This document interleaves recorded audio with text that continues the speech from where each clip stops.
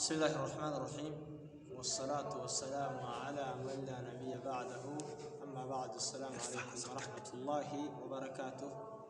إخواني الكرام، أحييكم بتحية الإسلام الخالدة، لأن الله سبحانه وتعالى أمرنا أن نحيي. هذه تحية الإسلام وتحية من دار الجنة. وأمرنا سبحانه وتعالى قائل: وإذا حييتم بتحية فحيوا بأحسن منها أو ردوها. وإذا حييتم بتحية فحيوا بأحسن منها أو ردوها. قال رسول الله صلى الله عليه وسلم: من حقوق المسلم، حق المسلم على المسلم 5، وفي رواية 6. من رواية 5: رد السلام. إذا حيك أخوك، إخوانك وأخواتك تحية من الإسلام، حييه بتحية أحسن من هذا. مثلا إذا قال رجل مر عليك يقول: السلام عليكم ورحمة الله، وتزيد: وعليكم السلام ورحمة الله وبركاته. هذا أحسن منها، لك أجر من الأجور، كما قال نبينا عليه الصلاة والسلام. جلس رجل فسلم على النبي صلى الله عليه وسلم، فرد عليه، ثم قال صلى الله عليه وسلم: ولك 10، أو كما قال الرسول صلى الله عليه وسلم. وجاء رجل آخر وسلم على النبي صلى الله عليه وسلم وجلس، ورد عليه نبينا محمد عليه الصلاة والسلام، ثم قال: 20، ولك 20.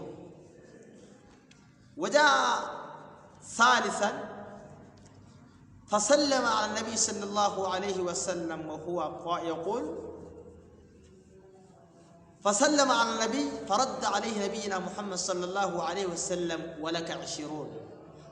هؤلاء الثلاثة ماذا قالوا؟ أولا، الرجل الذي جاء إلى النبي صلى الله عليه وسلم من أول هؤلاء قال: السلام عليكم ورحمة الله وبركاته، السلام عليكم، وسكت بعد ذلك، السلام عليكم. ونبينا صلى الله عليه وسلم ولذا قال له: ولك 10، بسبب قال السلام عليكم لها أجر واحد، لها أجر 10 من واحد، السلام عليكم. وجاء آخر: السلام عليكم ورحمة الله، ونبينا صلى الله عليه وسلم قال له: ولك 20، بسبب قال السلام عليكم ورحمة الله.